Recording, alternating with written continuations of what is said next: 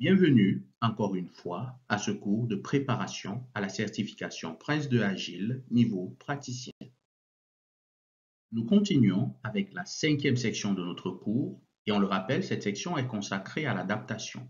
L'adaptation des thèmes, des processus, des produits de management, des principes Prince 2 à un projet dans un environnement agile.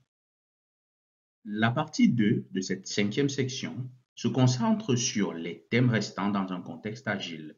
Autrement dit, comment adapter les thèmes de la qualité, des plans, du risque, du changement et de la progression en contexte agile.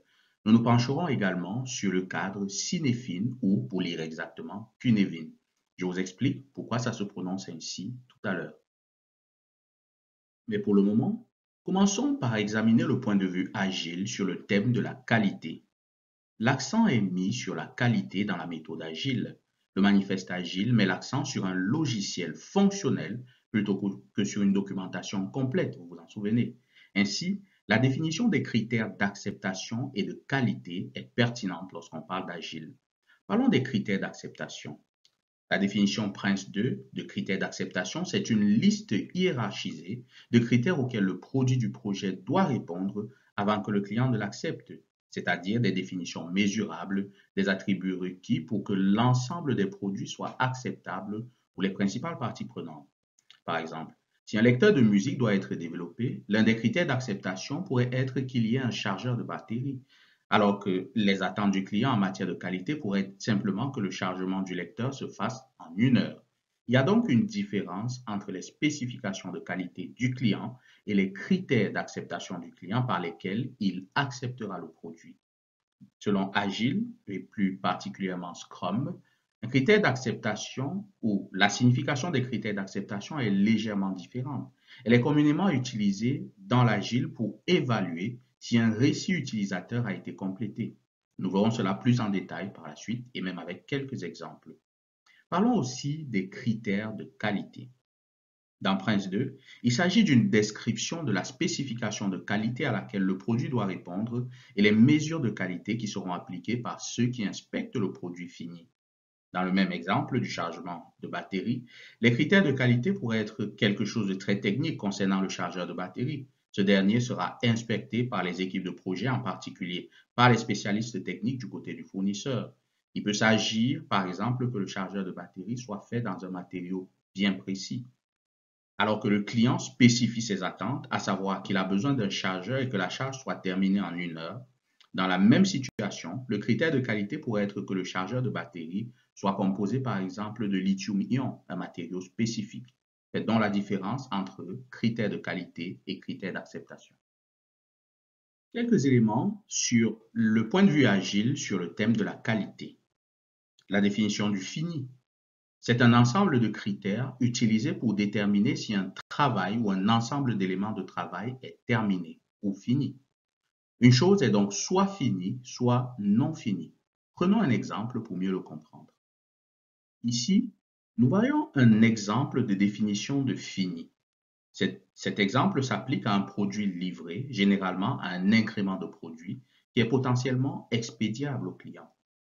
On va dire que la documentation utilisateur doit être à jour. Ce sont les critères du fini ici. On va dire que le client a assisté à la démonstration du produit et est satisfait que le produit réponde à ces critères d'acceptation. On va dire que le produit a fait l'objet d'une évaluation par les pairs.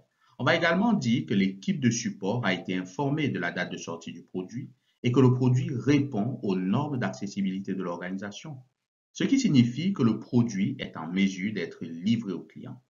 Nous avons ensuite un exemple de définition de fini pour une user story.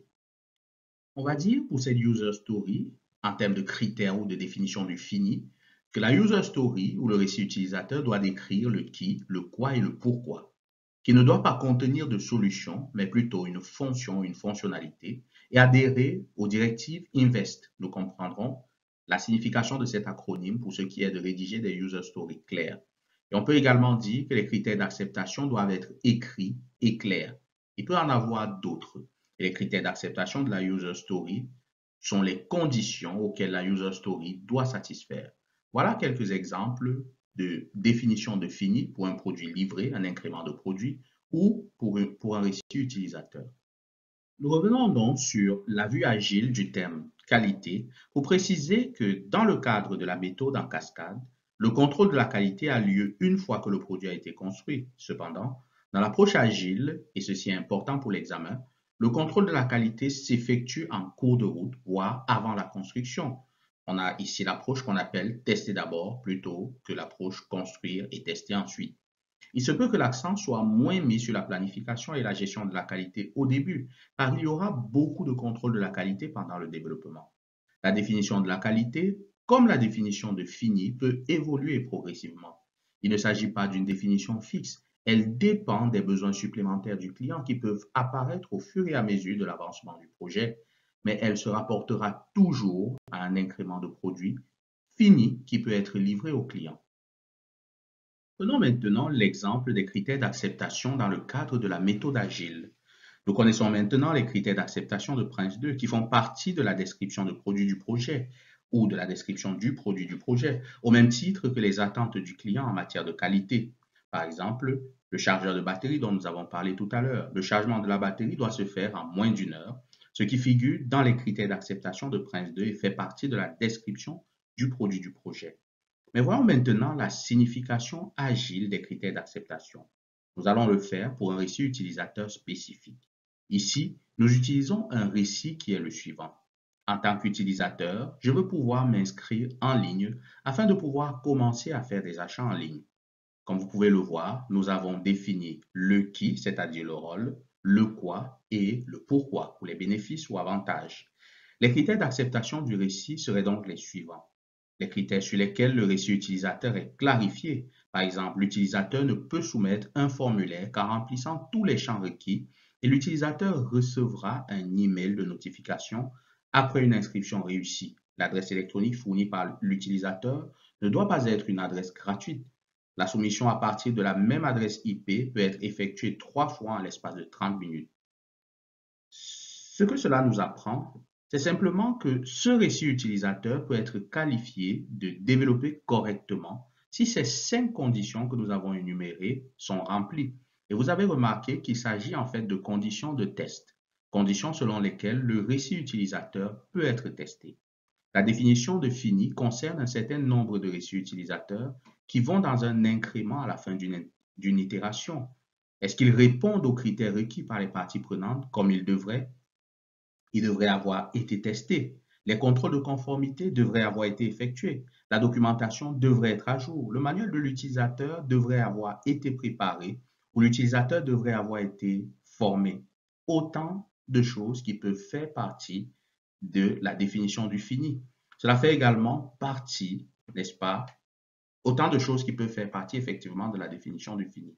Les critères d'acceptation sont donc l'un des éléments de la définition de fini. Cela fait également partie de la définition de fini, les critères d'acceptation et non l'inverse, comme j'ai failli le dire tout à l'heure. Donc, si vous avez un ensemble de critères d'acceptation, ces critères d'acceptation peuvent faire partie de ce qu'on va appeler la définition du fini ou en anglais definition of done, ce qui va permettre de considérer que le produit ou le récit utilisateur sont finis, terminés.